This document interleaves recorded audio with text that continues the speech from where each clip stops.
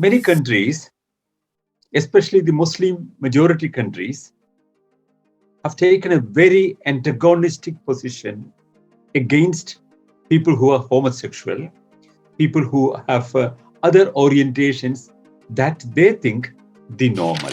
The fundamental question is, you can decide anything that you want about you yourself. You cannot decide for others. You cannot interfere in the life of others. No society, no government, no political authority, or no religious authority, no community leaders. Nobody can interfere into your personal life. The idea that Voltaire expressed about free thought, you have the freedom to speak anything that you want. But of course, there is a limitation that you cannot express your freedom by damaging the freedom of another person.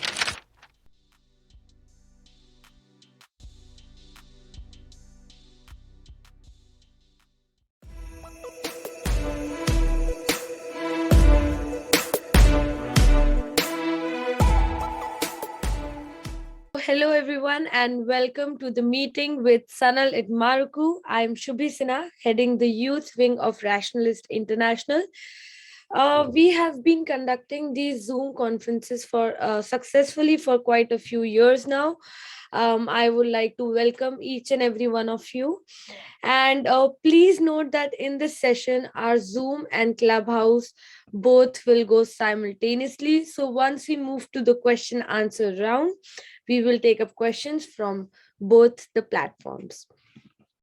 Everybody who's present in this meeting, I would request all of you to turn off your videos and audios both while Sanal sir is making his presentation for recording purposes. Only when you're speaking, I would request you to keep your videos and audios on for the very moment.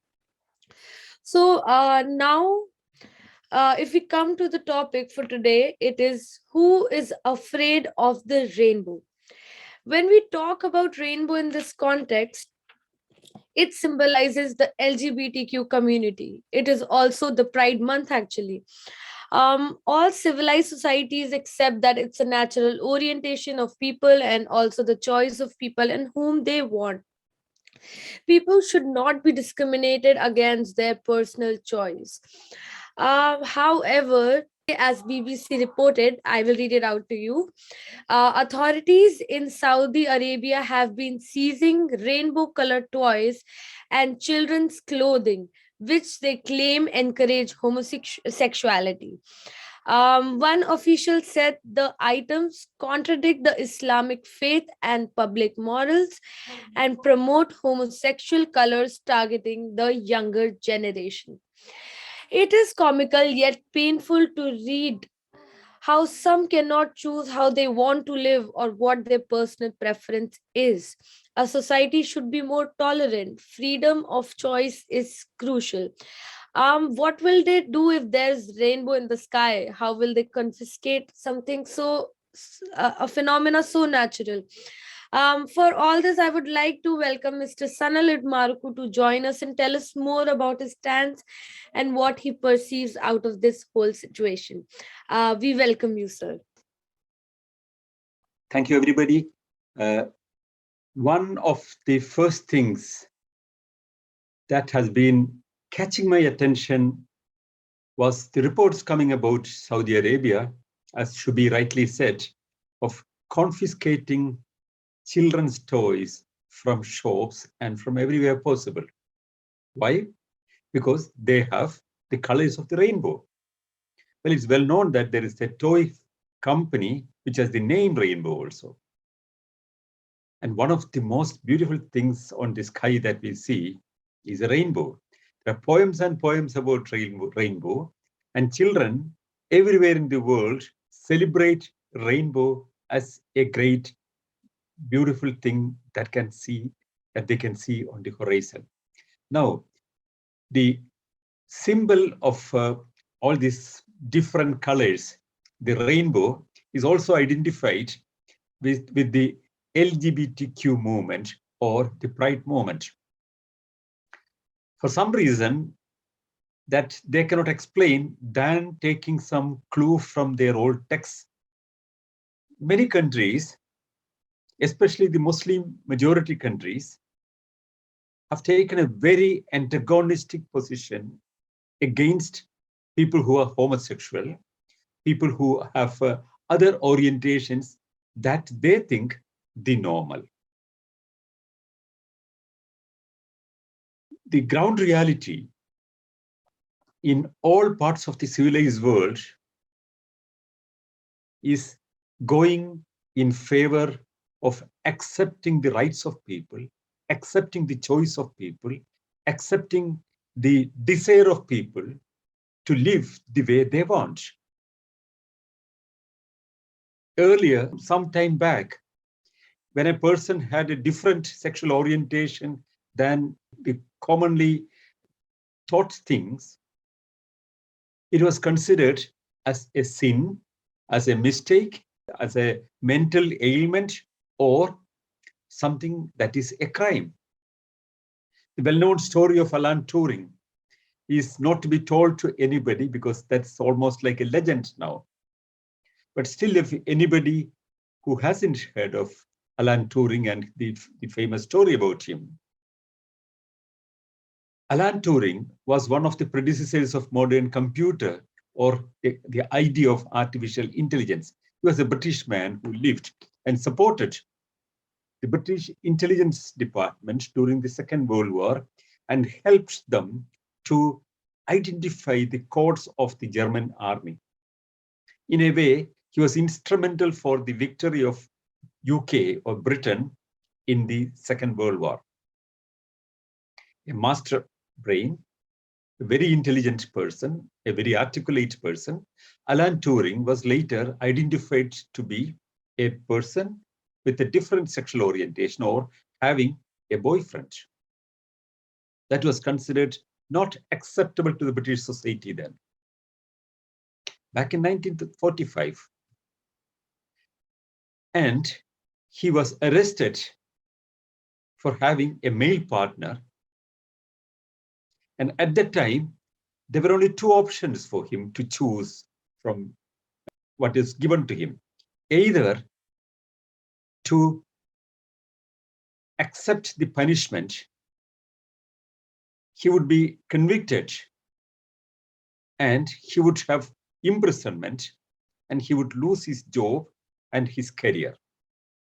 The other option would be a voluntary chemical castration. Alan Turing thought of it and finally decided to have the chemical castration. He went through the process and lost all his sexual capacity with that and was so sad and frustrated after that. And eventually, he committed suicide. That was not even a century back. The world's attitude towards sexual orientation of people have dramatically changed during this time.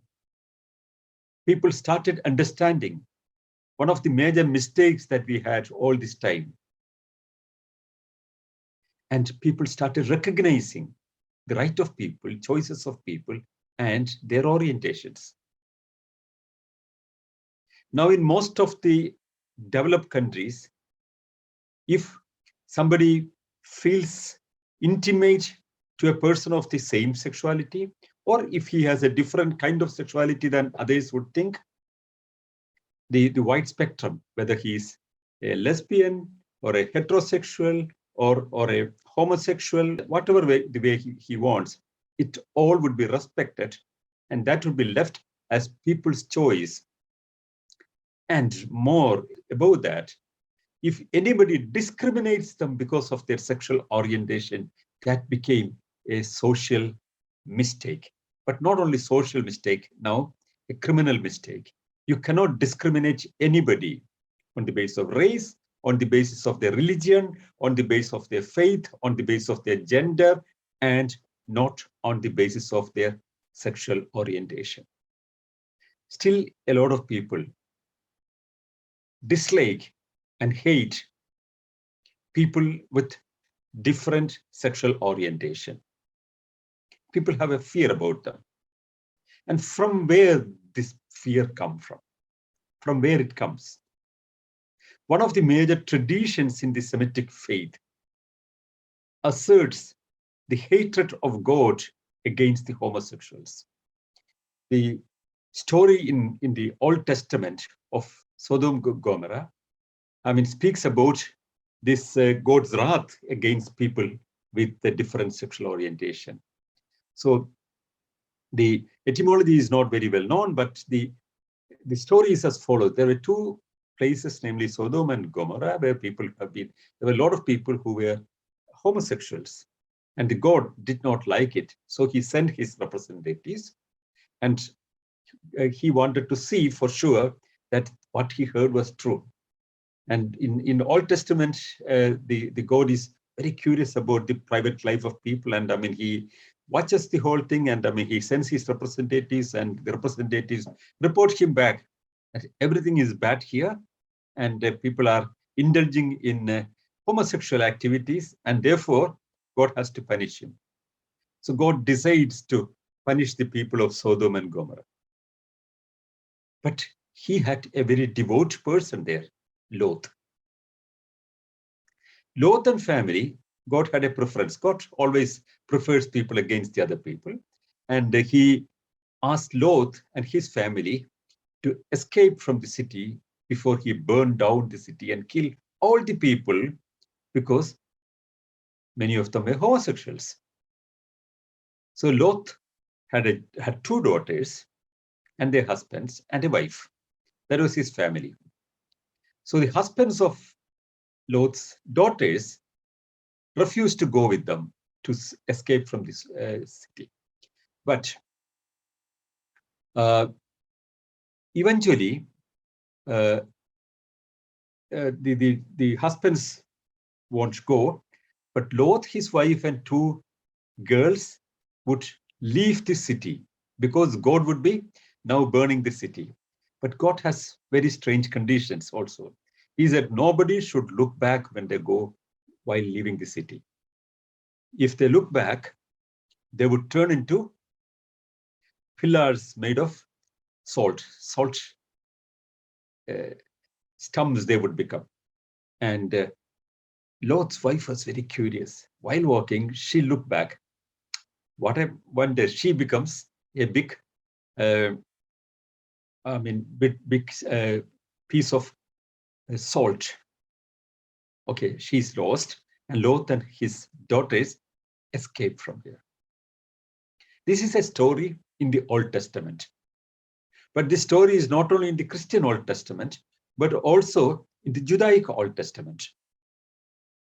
The primary story, the mythology, that these three religions coming from the same area, Judaism, Christianity, and Islam, has a very strong dislike or hatred against homosexuality. Comes from this old mythological story. All these three communities take the same common mythology, because they all come from the same area, geographical area, and their mythologies are almost the same, only minor differences. And since God himself could punish by killing them with the fire, what they should do, they should also kill anybody who is homosexual or lesbian or whatever different ways people want to have. So in Muslim countries and earlier in Christendoms, homosexuality was punished with death. Now, many countries in the world, majority of them, the Muslim majority countries where Sharia is the law, give death penalty if you happen to be a homosexual or lesbian. No matter the queer people who feel that the external appearance is not the gender that they have within them. A gender is not your appearance, but that is something that you actually feel, is what some people would realize. The modern society has started recognizing this urge in some people. So therefore, people are allowed to change their gender. It's not even a very complicated medical process. I know some people who have transformed their gender because for example, a male always felt that he's a female inside. And that is what he was urging to become, to be a female. That's what he felt. And one goes through a hormone treatment and transforms into a female. That's the right of the person. That's known as the gender assertion. So modern societies have understood some of the major mistakes that we had in the past. And we have redefined our understanding about not only about sexuality, but also our approach to sexuality. And those times when people like Alan Turing had to get his life terminated because he was so saddened because of the chemical castration that he had to undergo, is not a reality in the developed part of the world, but is still a reality which is harder in some other parts of the world. The IS or Taliban would consider anybody to be executed immediately after a congruent trial if they happen to hear that they are homosexual or lesbian. Many of you must have seen how homosexuals were caught and taken to the top of big buildings, tall buildings, and they were thrown down with heads down as a punishment, or buried up to the neck and thrown with stones unto their death, or beheaded, or hanged. In Iran, in Pakistan, in Saudi Arabia, in United Arab Emirates, in many of these countries, you will invite death if you declare that you have a different sexual orientation. You have only two options: either suppress your feelings and live according to what society wants you to live, or you get into some kind of relationship which can be kept in secret. But there are moral police everywhere. You could be caught any day. You can be punished.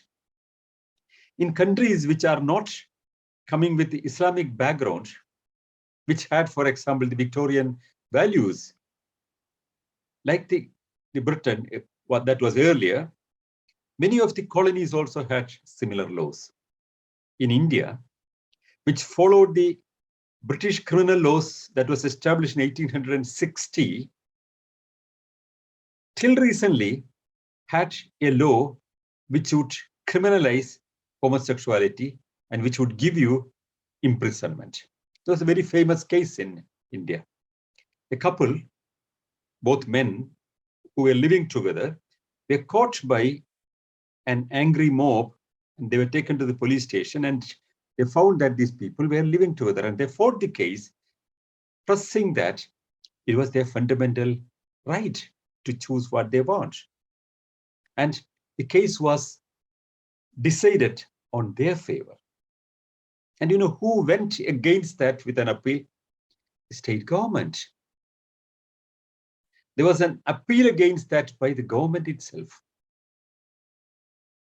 Then all the religious groups, no matter what side they come from Hindu to Muslim to Christianity to other religions, all of them joined as parties to insist what way one should have sexuality and what way one should behave in their sexual life.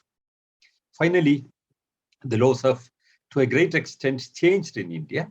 It's partially decriminalized. But in many parts, things are not moving that forward. So you can still get harsh punishment in many parts of the world when you are declaring your actual sexual orientation. But it's not only punishment. Public shame is another thing. Many people suppress their actual sexual orientation because they're afraid that they would be socially humiliated. Families could feel very bad about them, or the society can look down upon them. So people cannot have their choice. Against that came a great moment. That was one of the major victories of humankind after the Second World War. The post-Second World War situation all around the world has been opening up the world for dramatic changes. You know that people have gone far off places and seen life elsewhere, and they came back with the new experiences and new way of thinking and new kind of behavior patterns, and they felt more confident to speak about themselves and their feelings. People understood different things. People started speaking different things. 1960s, the beginning of 1960s has shown another major change, with women liberated with two innovations practically, which became very popular by that time: the washing machine and the one was washing machine, and the second was the dishwasher. That liberated practically them from the kitchen. But not only that, the pill was invented.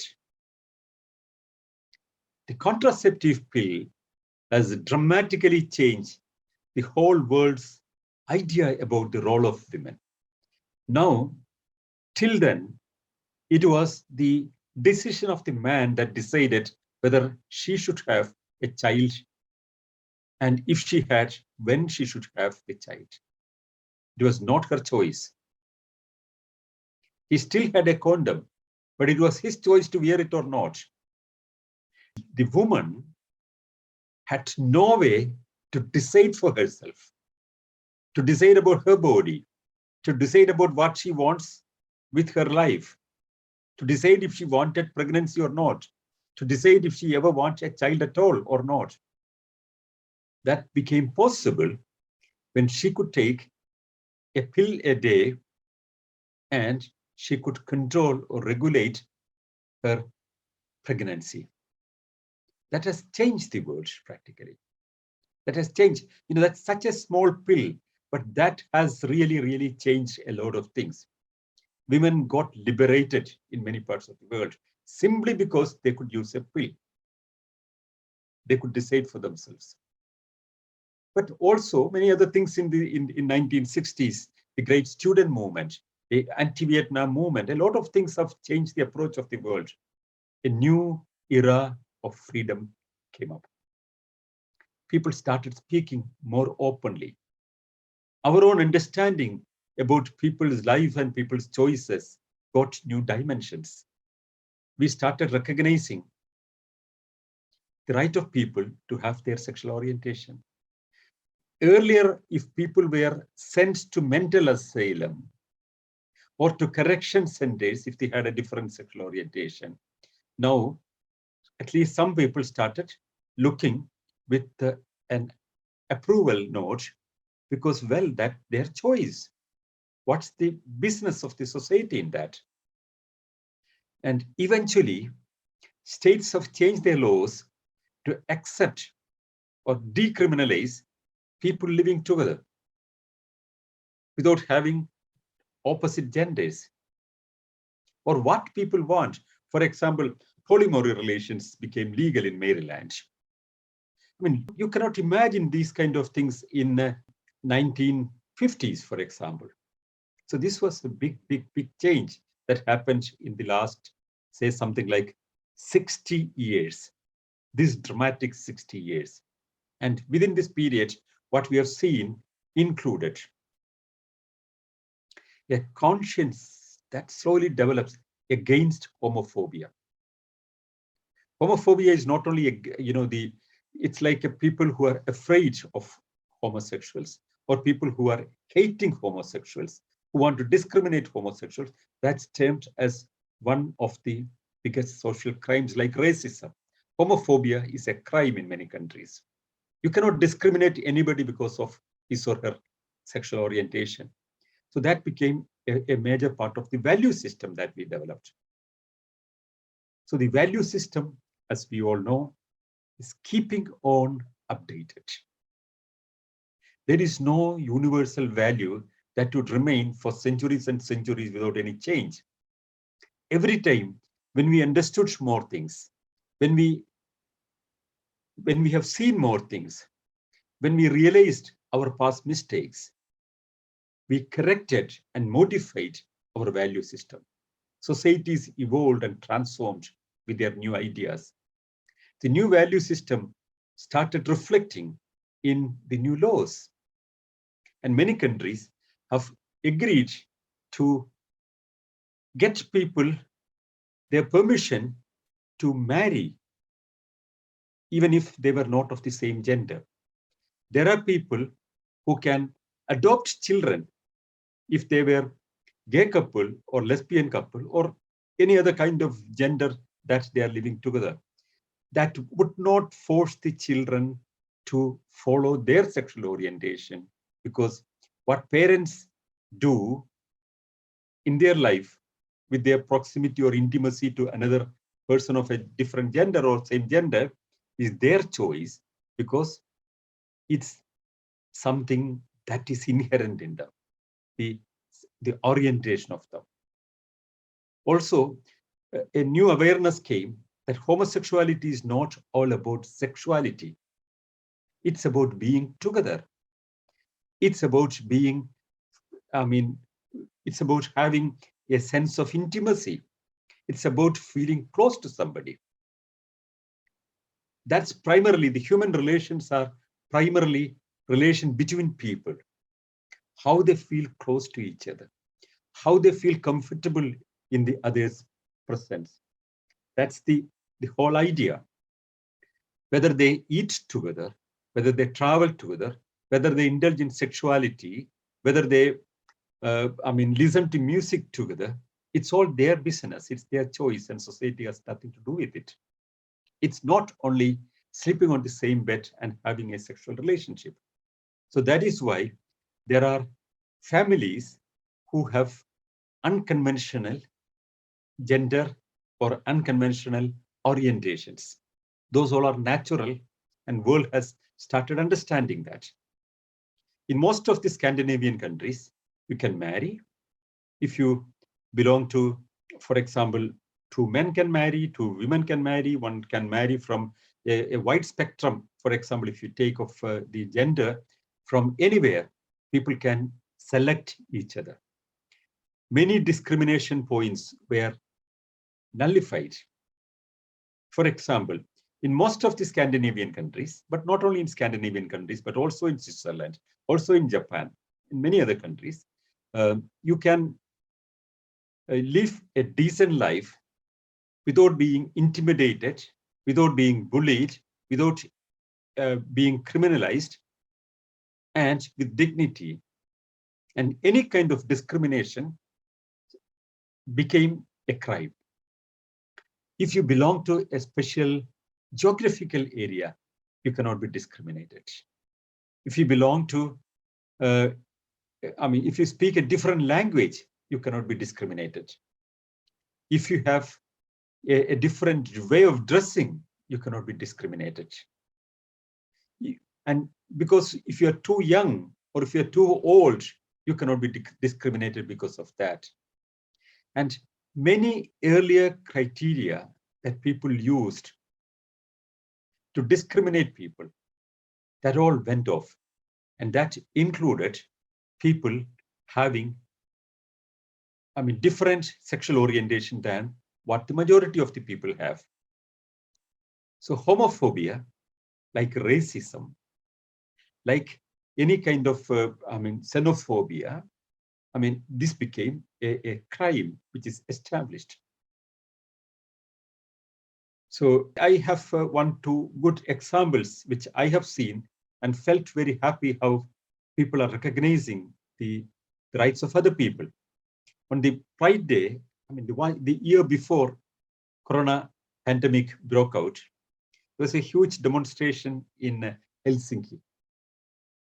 I was watching it from my office in the city center through the window. I found, to my surprise,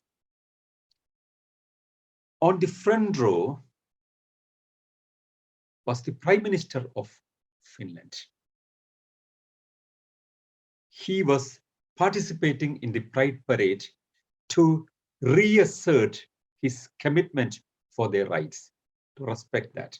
I looked around through my window and I found the Parliament House has a rainbow flag flying over it.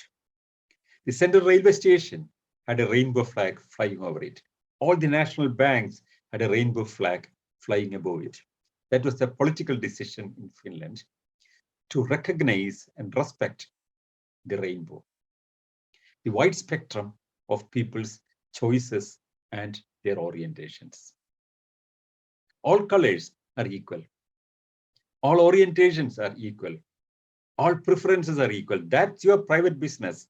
Society or religion or politics or authorities or police or family members or people who are curious, they do not have any business in that.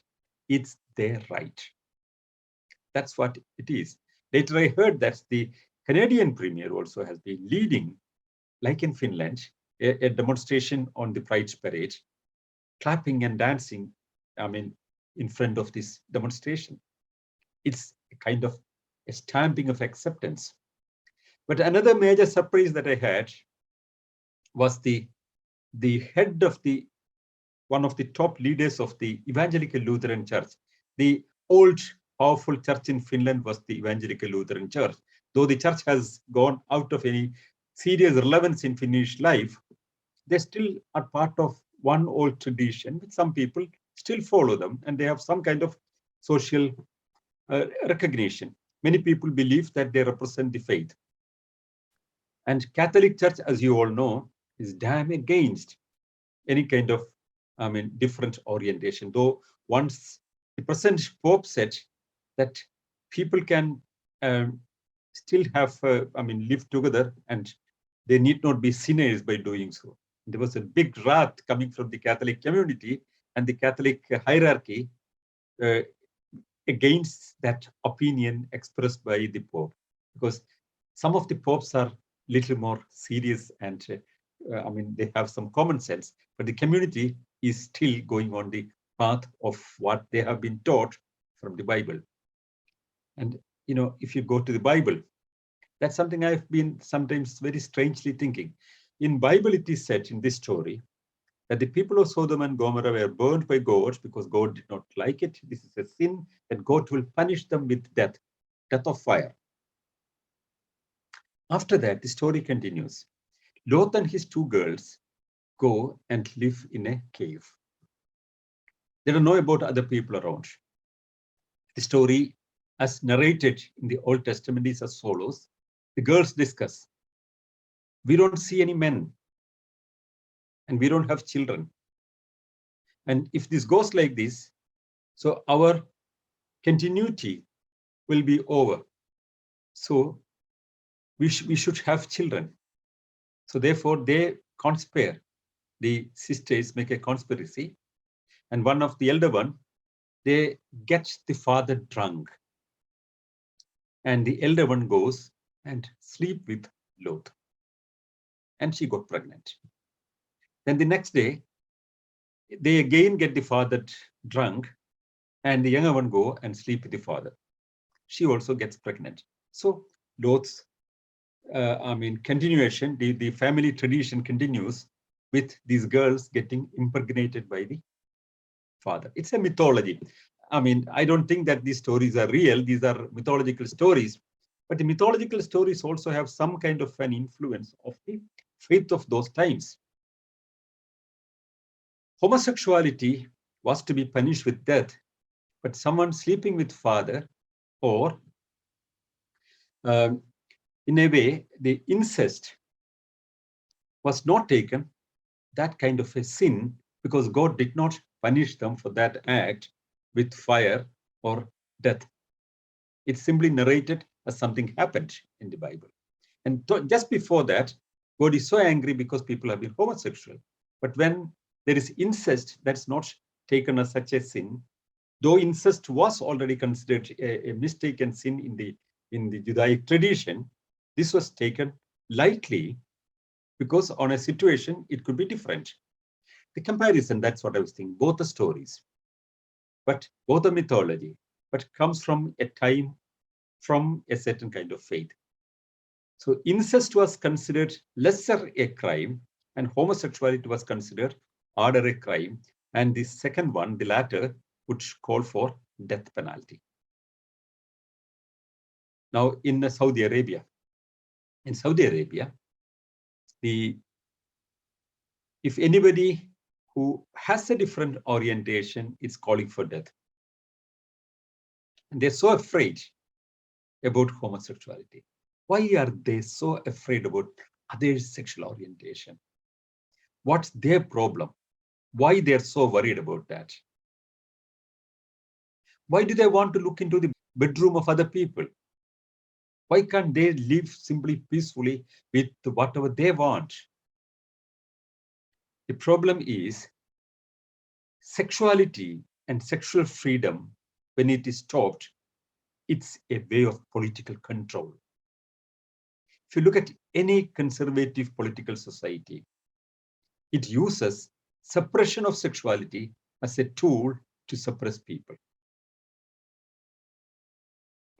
How you should have sexuality, what you should drink, what you should think, what you should act, these all ought to be controlled. The political authority, the big boss, has to decide everything. And they would find justification from their religion. But even without religion, people use such methods to suppress people.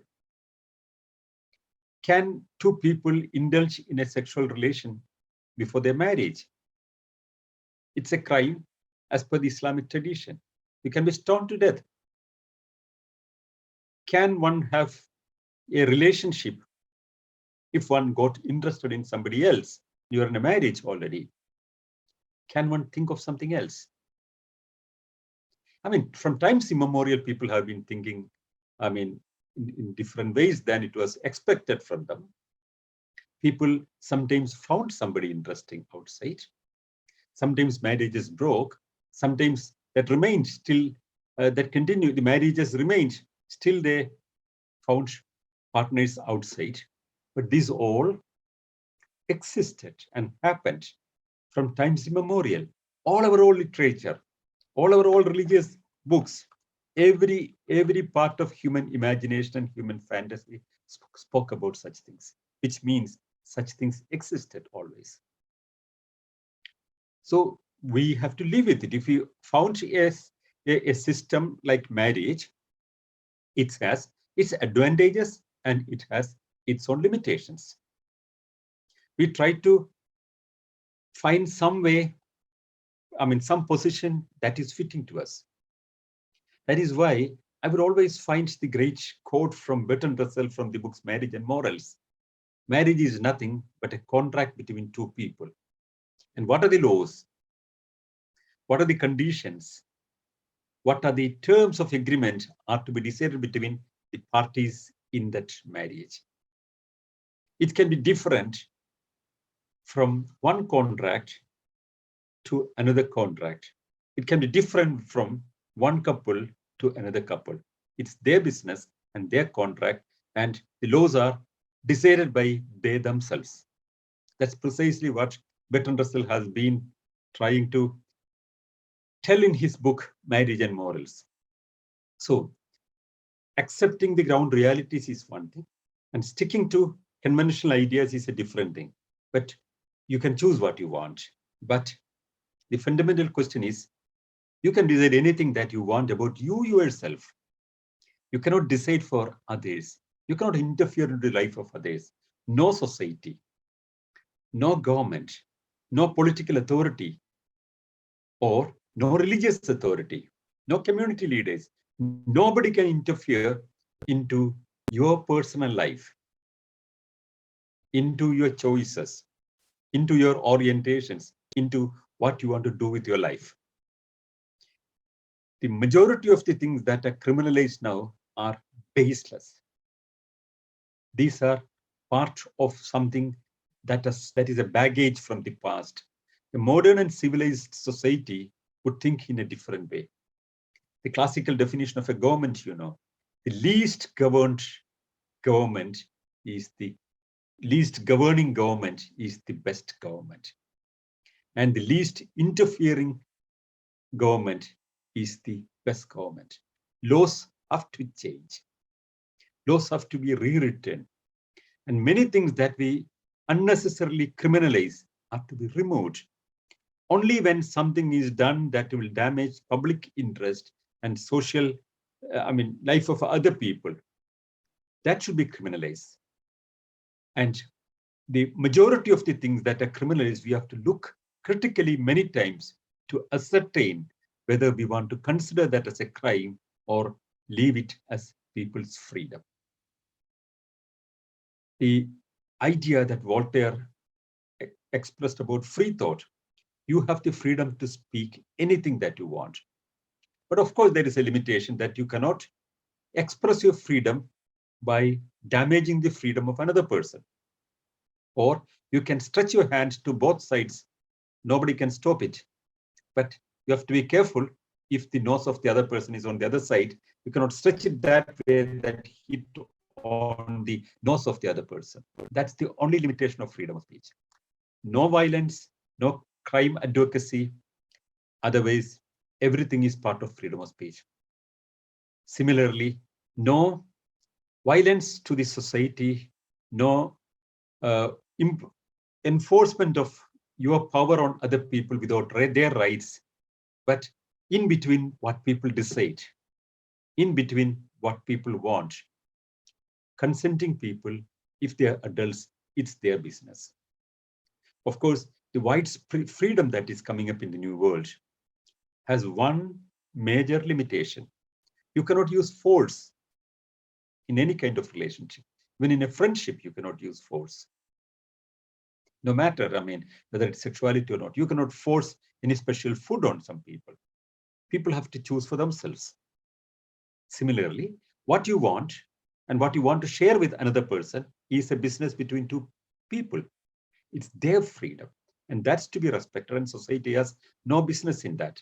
And nobody should peep into their life and find what is crime and what is not crime, because what people decide to do together is their business, and society and governments have no business to ascertain that something is crime or not. It's their business.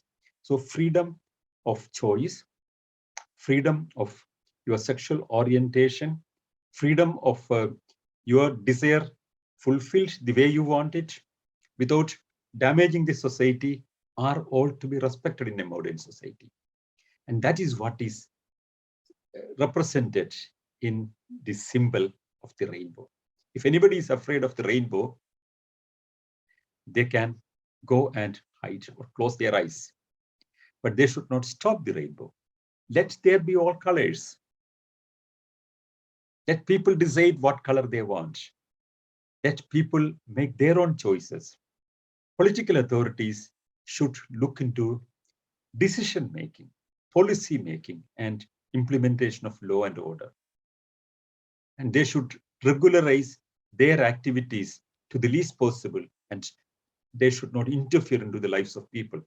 That's precisely what is to be educated, and that's precisely is to be respected all around the world. Perhaps what we need is a revision of the Universal Declaration of Human Rights, which speaks about a lot of things which are important, but which are not yet speaking about. There are some additional documentation, there are some improvements, but it's time that we have to rewrite the Universal Declaration of Human Rights. That should include the total explanation about discriminations. It should be against all kinds of discrimination that was not mentioned in the Universal Declaration of Human Rights earlier, but only in the subsequent documents, which should include discrimination on the basis of their sexual orientation, discrimination on the basis of their conscience, which is already there, but was to be reasserted because of the blasphemy laws all around. And that shall include very clearly a clear notion against homophobia, because a modern society stands with the right of people. Thank you very much. So thank you everybody for joining, and I think it was a news which need to be addressed properly, and it is good that we talk about it. And I wish everybody a good Pride month, and hope to see you next week with equally socially relevant topics. So thank you, sir, for explaining, and thank you everybody for joining. Thank you, Shubi. Thank you, everybody who are in the meeting. And yeah, we see next week again. Thank you very much.